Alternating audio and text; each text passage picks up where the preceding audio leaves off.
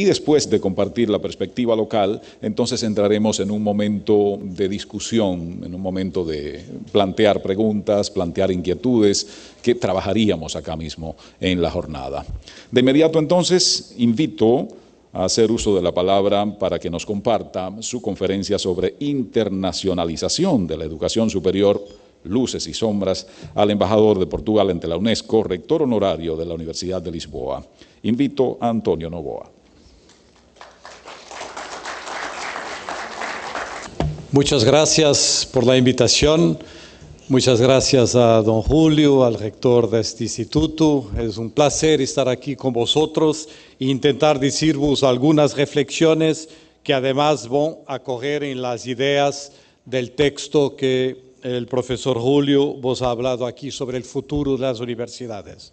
Es un gran placer para mí compartir esta sesión con Philippe Altbach, que tengo una enorme admiración por sus trabajos, por su carrera, por sus reflexiones, y me gusta mucho estar aquí con él hoy y mañana discutiendo con vosotros sobre la internacionalización de la educación superior. Voy a intentar haceros un resumen de este texto que he escrito recientemente sobre el futuro de las universidades.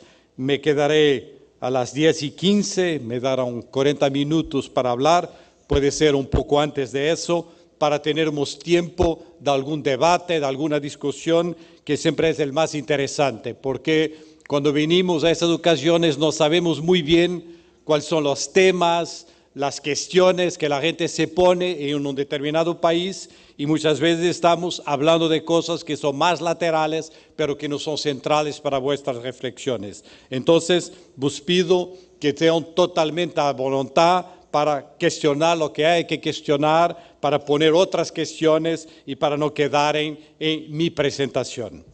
Como lo han visto, voy a intentar hablar una especie de español, porque creo que es mejor que pasar por la traducción simultánea. Si en algún momento no lo estoy entendiendo, me digan, pasaré al portugués con traducción simultánea o al inglés para quedar más claro lo que tengo que compartir con vosotros.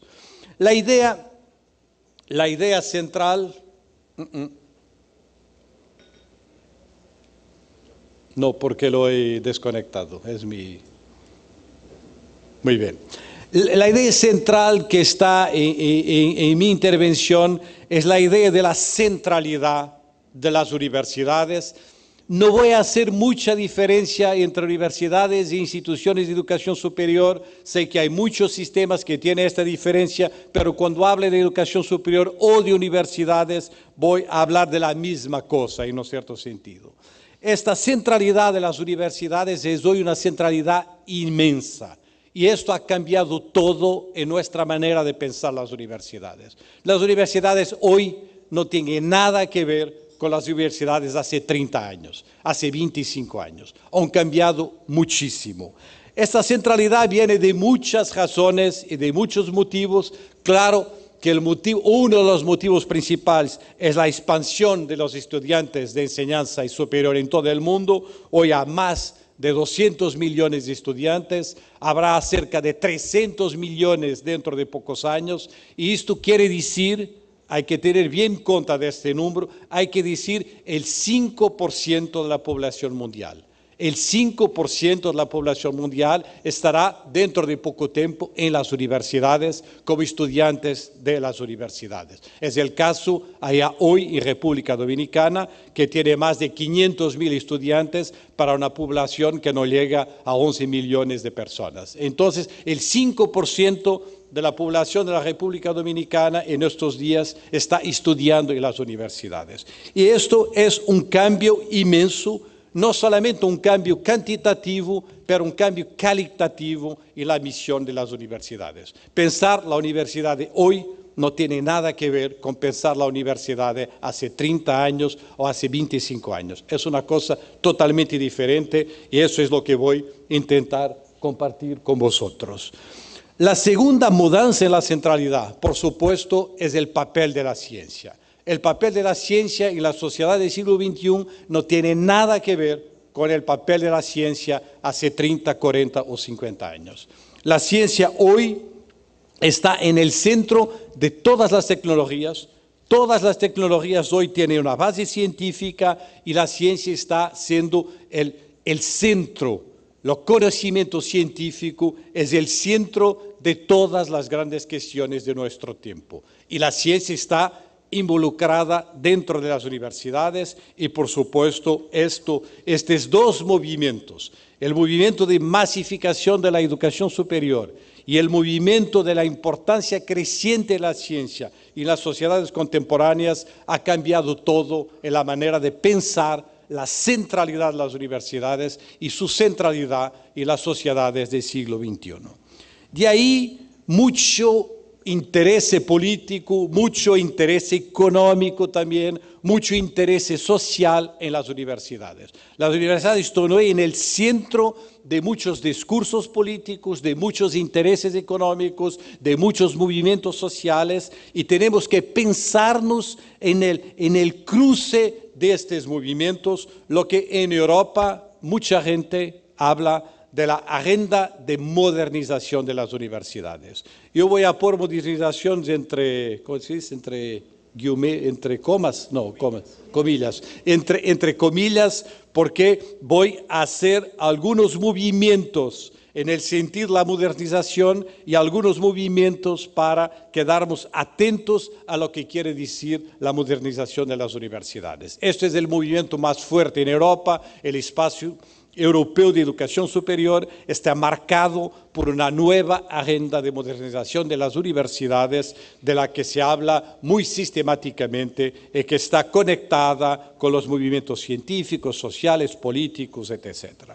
Lo que yo quería decir aquí, y don Julio lo ha anticipado, es que creo que estamos en un momento de una profunda metamorfosis de la universidad, de un momento de mudanza, de cambio de la forma de la universidad. No es solamente una cuestión de programas, no es solamente una cuestión de qué cursos, no es solamente una cuestión organizativa, hay un cambio en la forma de las universidades que yo vengo llamando la metamorfosis de la universidad. Y para hablar de esto, y para ser más corto, no voy a hablar de los 4 conceptos de que hablé en ese otro texto, me voy a quedar por 3 de estos conceptos y por las 3 palabras que son las palabras más fuertes hoy en la agenda de modernización de las universidades, en Europa, en China y en todos los lugares. La palabra empleabilidad, que es una palabra fortísima de nuestros días, la palabra excelencia, que es una palabra que la decimos todos los días, en todas las ocasiones, y la palabra eficiencia, a través de la cual voy a intentar conectar los dos movimientos que don Julio hablaba en el resumen del texto de que os voy a hablar. Claro que estas palabras son palabras muy fuertes, son palabras muy importantes, son palabras que todos las decimos todos los días, pero no son palabras inocentes. No hay inocencia en estas palabras, y lo que os voy a decir es que hay movimientos en estas palabras que son movimientos luminosos, pero que desde mi punto de vista hay que ir más allá de estas palabras, hay que ir un poco más lejos, hay que profundizar un debate que sea un debate más fuerte sobre el sentido de la metamorfosis de la universidad. Mi primera palabra entonces es la palabra empleabilidad.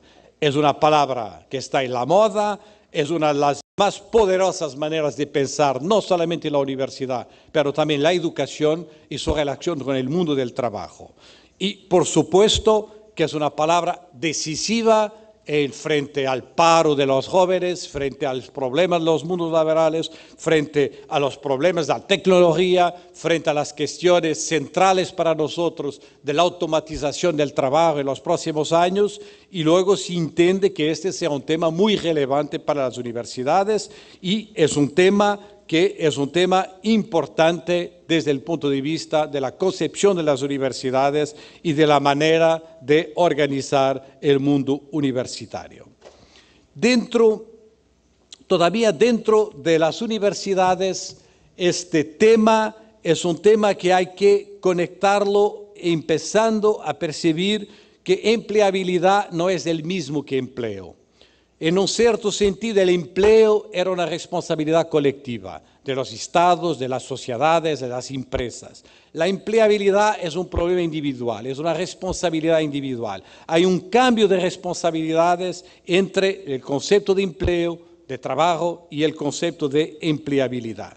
Y eso es importante para percibir también una tendencia de especialización de la educación superior, una tendencia de especialización de la educación superior para satisfacer, se dice, a las necesidades del mercado. Esta tendencia más vocacional, esta tendencia más especializada ha sido muy fuerte en muchos países, aunque hoy en día estamos poniendo algunas dudas sobre esta excesiva especialización de los cursos de educación superior en frente a la necesidad, decíase, de tornar la gente empleable o de aprofundizar el debate de la empleabilidad. Eso ha conducido en muchos países y en muchas organizaciones internacionales a valorar únicamente la idea de este acrónimo que se ha tornado muy popular en el mundo, el acrónimo STEM o STEAM. Science, Technology, Engineering and Mathematics.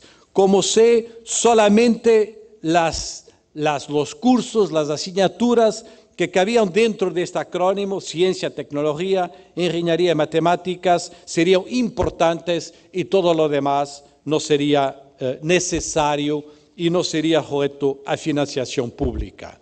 Como ustedes lo saben, hay muchos países, algunos países, como por ejemplo el Reino Unido o el Japón, donde la financiación pública se ha dirigido casi exclusivamente para los cursos y las asignaturas del STEAM y no para los otros cursos, diciendo que la gente que quiere hacer otra formación, eso es un problema de ellos, no es un problema de los países o de la financiación pública.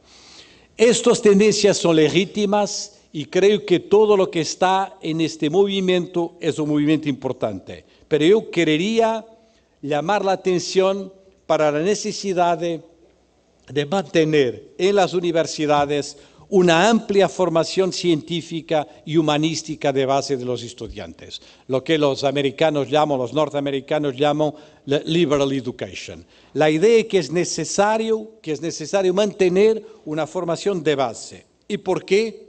Por una razón muy simple. Ninguna de las personas en esta sala conoce las evoluciones de futuro del trabajo. Hay un informe reciente del Instituto del Futuro en el cual se escribe que el 70% de los empleos dentro de 20 años no se conocen todavía en los días de hoy. Entonces, que si eso es verdad, hay que fornecer una amplia formación para que la gente pueda, en un cierto sentido, enfrentar lo que no es aún conocido, pueda enfrentar el desconocido. Hay que formar bien a las personas para lo que aún no se conoce, para lo que aún no está al alcance de nuestro conocimiento. La idea de una amplia formación científica y humanística es, desde mi punto de vista, una idea central de la universidad y de la universidad del siglo XXI. Empleabilidad, sí, tener en cuenta la empleabilidad, tener en cuenta el interés de preparar la gente para un mercado de trabajo, para un mercado de trabajo que no conocemos aún lo que será dentro de 15 o dentro de 20 años. Sabemos que va a ser muy diferente de lo que es hoy, sabemos que la mayoría de los empleos que habrá dentro de 20 años no son aún inventados, no sabemos lo que va a hacer, entonces que esta preparación es, desde mi punto de vista, una preparación muy importante.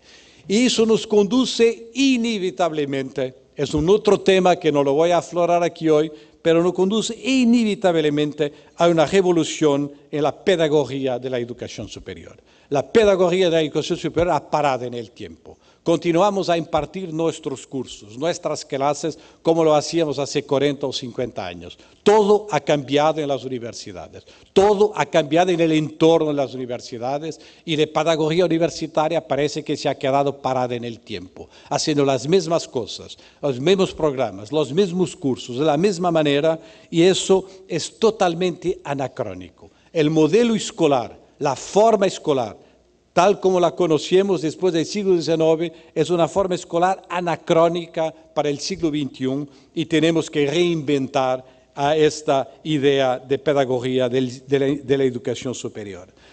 En un cierto sentido, la metáfora que me interesa, no sé si la funciona muy bien en español, es la metáfora del ambiente educativo, es la metáfora del entorno, la forma en que estamos organizados, la arquitectura de las salas de aula, la manera como se distribuye el trabajo docente, el diseño de los planes de estudio, todo este entorno hay que cambiarlo, hay que encontrar una nueva manera de trabajar y de aprender al interior de las universidades, donde podamos aprender juntos, donde podamos estudiar, donde podamos investigar, resolver problemas, colaborar, trabajar colectivamente en el aprendizaje dentro y fuera de los contextos institucionales.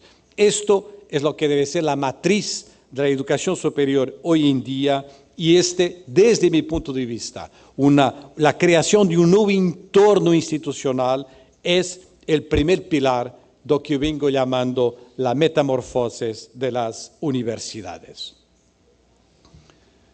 La segunda palabra que os he traído al principio de mi intervención es la palabra excelencia, que es la palabra que todos los decimos, tal vez la palabra más poderosa de los tiempos actuales. Todos queremos ser excelentes, todas las universidades quieren ser excelentes, todos los países quieren tener centros de excelencia, todos los países quieren tener políticas de excelencia, y claro que esto es muy importante, además frente a la masificación de la educación superior, que nos exige procesos de acreditación institucional, procesos de acreditación de los cursos, procesos de evaluación de la calidad, procesos de evaluación de las instituciones, procesos de evaluación de los docentes. Estamos ciertamente todos de acuerdo con esto, la garantía de la calidad, garantizar la calidad, evaluar las instituciones es muy importante y el discurso de la excelencia, cuando va en esta dirección, es un discurso muy interesante y muy importante también políticamente.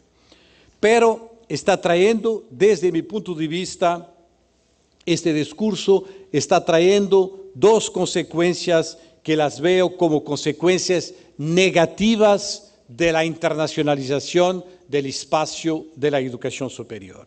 La primera consecuencia negativa es que está trayendo un tipo de homogeneización de las universidades.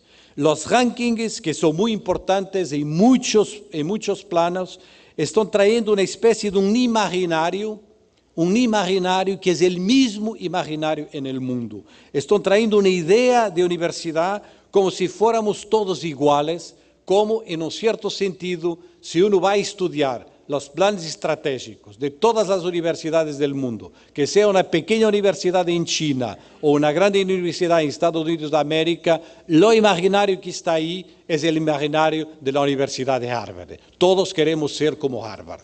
Todos tenemos esta especie de imaginario que es, claro, un imaginario imposible de alcanzar y todavía no interesante de alcanzar desde un punto de vista.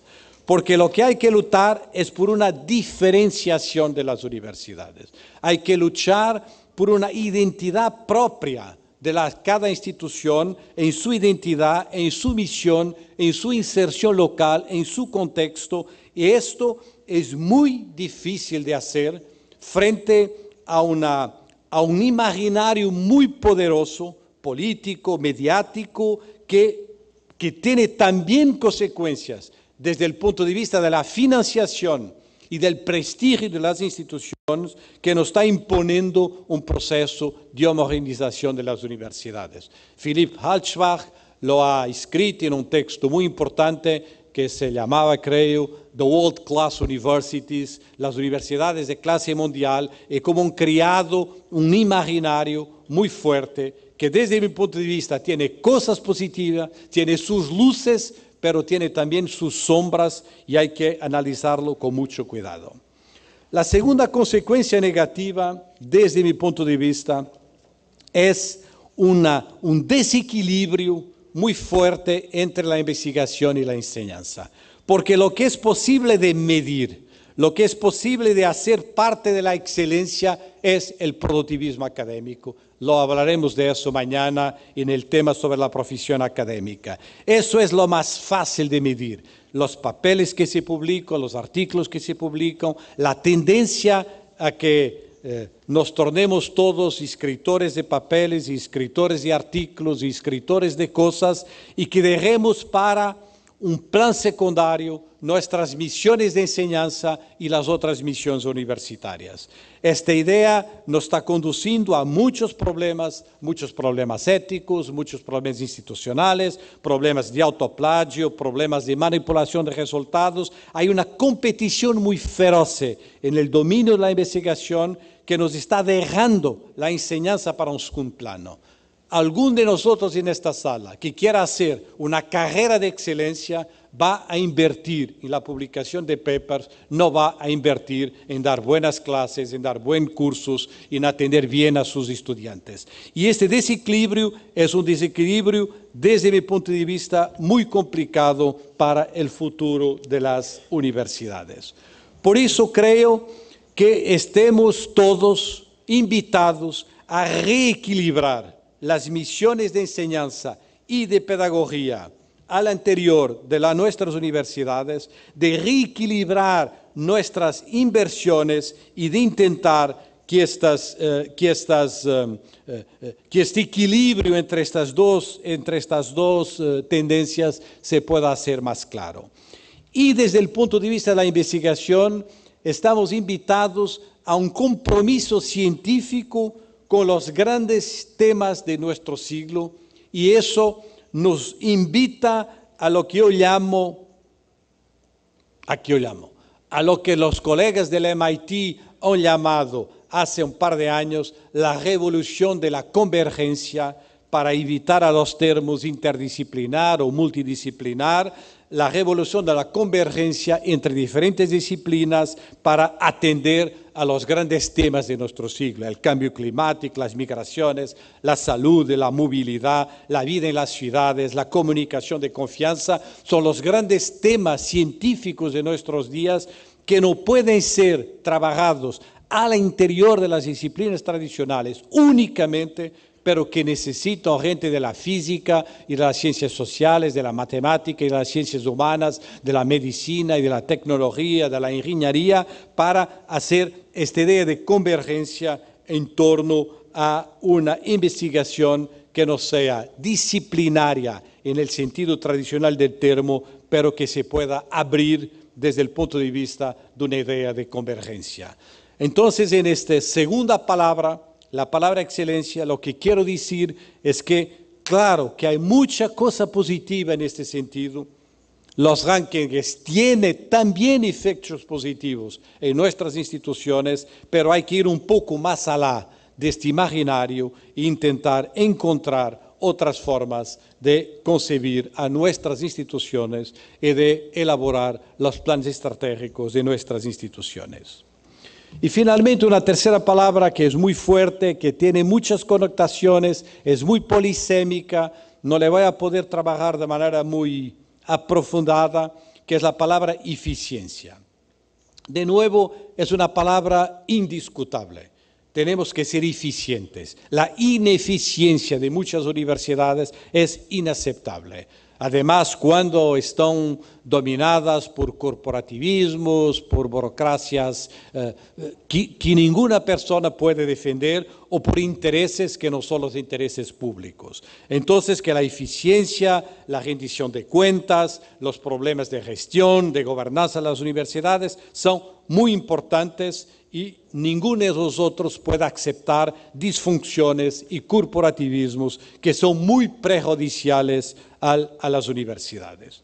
Pero el discurso de la eficiencia es un discurso que tiende muy fácilmente a irse para una idea que la eficiencia es importar para dentro de las universidades modelos de gestión empresarial. Y esta idea de que es importando para dentro de las universidades una idea de modelos de gestión empresarial, lo creo que la debemos ver con mucho cuidado y con mucha precaución. La apertura de las universidades al mundo económico y al mundo social es muy importante, pero se debe hacer en todos los planos: economía, cultura, fundaciones, asociaciones, movimientos sociales, y no solamente en el sentido de una gobernanza que tenía como matriz principal una idea de empresarialización de las universidades. Y creo que hay que decirlo con mucha clareza, porque lo he dicho muchas veces como rector de la Universidad de Lisboa: nuestra fuerza está en la diferencia.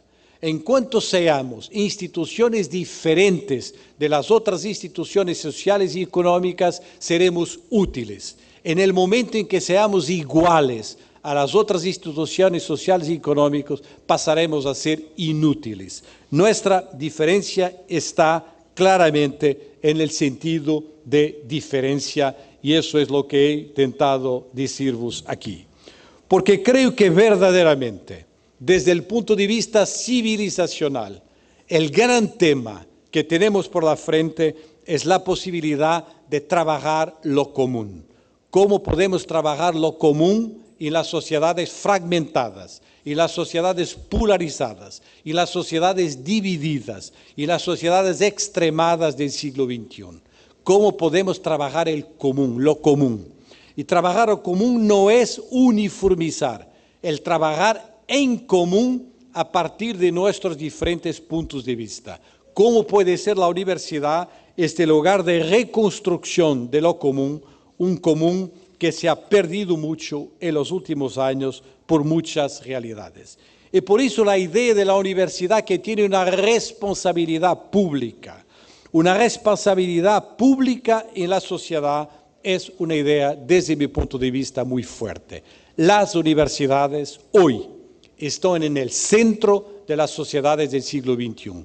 Y si estamos en el centro de la sociedad del siglo XXI, tenemos que asumir nuestra responsabilidad pública en la ciudad, en la polis. Tenemos que asumir nuestra responsabilidad pública en la sociedad desde el punto de vista científico, formativo, social, civilizacional, cultural, etc.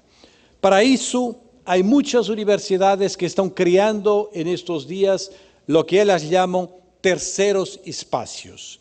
Y terceros espacios son espacios dotados de una institucionalidad propia entre la universidad y la sociedad. Son espacios con alguna institucionalidad donde es posible conectar la universidad y a la sociedad. Porque el problema de conectar la universidad con la sociedad es que muchas veces ha sido un discurso retórico, ha sido una pura declaración de intenciones, porque no tenía los medios, no tenía las formas, no tenía los lugares donde esta articulación se podía hacer. Y estos terceros espacios son hoy en muchas universidades en el nivel internacional muy fuertes. Por ejemplo, espacios entre la universidad y las profesiones. Por ejemplo, a través de centros de formaciones de profesores o de médicos o de otras profesiones que se están haciendo en muchos países, que no son solamente centros universitarios, pero son centros dirigidos conjuntamente por gente de la universidad y por gente de fuera de la universidad. Esta especie de tercer espacio, que no es un espacio interno de la universidad, pero un espacio de conexión y de articulación de la universidad con el que está en su exterior. O centros y espacios entre la universidad y la sociedad a través de la gestión compartida de instalaciones culturales o educativas o deportivas o equipamientos para la habitación o equipamientos para el transporte en las ciudades, espacios de conexión con los alcaides, con las fuerzas locales, con los movimientos locales, o espacios de articulación, estos más conocidos, entre la universidad y el mundo empresarial, como los parques tecnológicos o otras iniciativas. Creo que hay hoy una cantidad importante de iniciativas que dan una institucionalidad a esta idea de conectar la universidad con la sociedad, para que no sea una mera declaración de principios retórica, pero que nada pasa, que nada acontece. Aquí os dejo en torno a estas tres ideas, de la idea de empleabilidad, de excelencia y de eficiencia, algunos apuntes críticos, algunos apuntes sobre las luces y las sombras de estos procesos de la modernización de las universidades, que desde mi punto de vista son muy similares en todo el mundo, que sea en Asia o en Américas, que sea en Europa o en África, aunque tengan contextualizaciones diferentes, situaciones políticas y sociales diferentes, y hay que estar muy atento a estas diferentes situaciones. Lo digo a partir de mi experiencia propia. Lo digo y vos hablo a partir de mi experiencia de vida y también de mi experiencia como rector de la Universidad de Lisboa. A la Universidad de Lisboa, que es la Universidad Central de Portugal, la llamábamos, pero no estaba en su nombre, pero le llamábamos la Universidad Clásica de Lisboa. No tenía el clásico el nombre, pero toda la gente la conocía como Universidad Clásica. ¿Y para qué? Para distinguirla de lo que era la Universidad Técnica de Lisboa, que tenía también una universidad muy importante en Lisboa. Cada una de estas dos universidades tenía, cuando yo era rector, más o menos 23.000 estudiantes cada una. Pero estaban apartadas, estaban separadas, y eso les creaba muchas dificultades para una afirmación en el espacio internacional de educación superior. ¿Y por qué? Porque respecto a la formación, nosotros en la Universidad Clásica teníamos las humanidades, teníamos el derecho, teníamos la medicina, y ellos en la Universidad Técnica tenían las tecnologías, las ingenierías, la economía, la arquitectura. Y la cuestión es, si uno quiere una amplia formación educativa, humanística y cultural, ¿cómo podemos tener estas cosas separadas? ¿Cómo podemos tener las cosas separadas? Habría, en un cierto sentido, que unir estas dos ideas. En torno a la investigación, ¿cómo podríamos avanzar en la biotecnología si la bio estaba en nuestro lado y las tecnologías del otro lado?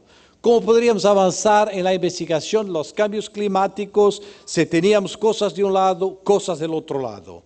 En torno a nuestra responsabilidad pública, ¿cómo podríamos afirmar nuestra presencia en la ciudad? ¿Cómo podríamos afirmar nuestra presencia en la ciudad de Lisboa si estábamos tan separados, si estábamos tan apartados unos de los otros? Y por eso nos ha venido la idea, me ha venido a mí al principio y luego a otras personas, de hacer la fusión de estas dos universidades. Y al principio me han dicho, estás totalmente loco, eso es imposible. No ha habido en la historia de Portugal nunca una fusión de dos grandes universidades. Siempre ha habido procesos de división de las universidades, pero nunca procesos de reunión de las universidades. Eso va a ser imposible, pero ha sido posible.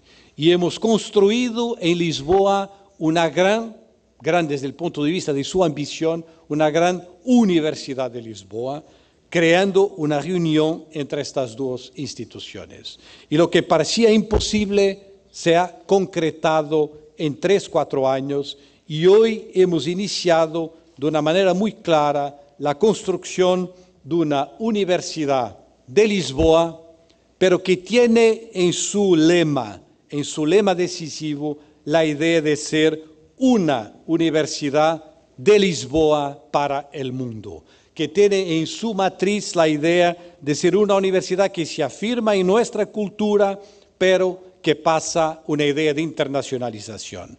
Y hoy eso implica una política de atracción de estudiantes internacionales, y se implica una participación fuerte en los grandes proyectos científicos internacionales, y se implica una conexión fuerte con la ciudad de Lisboa, una ciudad de Lisboa que en grandes partes está siendo cambiada también gracias a esta Universidad de Lisboa. La Universidad de Lisboa está en gran parte cambiando la ciudad de Lisboa, desde el punto de vista cultural, desde el punto de vista de la habitación, desde el punto de vista de los transportes de la ciudad, desde el punto de vista de la participación de la gente en la vida de la ciudad, en la política de la ciudad, y esta idea de responsabilidad pública está creciendo de una manera muy importante. Está también teniendo una cuarta misión, además de las misiones de enseñanza, de investigación y de extensión o de servicio al público, una cuarta misión que es para nosotros una misión muy importante, que es una misión de diplomacia o diplomacia universitaria. La idea que tenemos hoy también que tener un papel en plano internacional, no solamente desde el punto de vista de la internacionalización de la educación superior, pero también la participación en los grandes debates internacionales, como los debates contra la pandemia de las inverdades, de las noticias falsas, de una verdad que es manipulada a las manos de intereses individuales, de intereses económicos o de intereses grupales. La universidad del conocimiento es verdaderamente, lo creo seriamente, una de las últimas fronteras contra la ignominia, contra la rabia y contra la cólera en la sociedad del siglo XXI. Y esta responsabilidad es una responsabilidad inmensa de las universidades. Si tenemos el 5% de la población mundial dentro de las universidades, tenemos una responsabilidad inmensa frente a al futuro de las sociedades y al futuro del conocimiento. Un conocimiento que ahora no tengo tiempo para hablar sobre eso, un conocimiento que a mí se desdobla en cultura, en colaboración, en cooperación, la Universidad de los CES, lo llamo, un conocimiento que tiene que ver con ciencia, con convergencia, con creación, y este es el segundo elemento de que vos he hablado, un conocimiento que tiene que ver con compromiso, con producción del común, con la ciudad,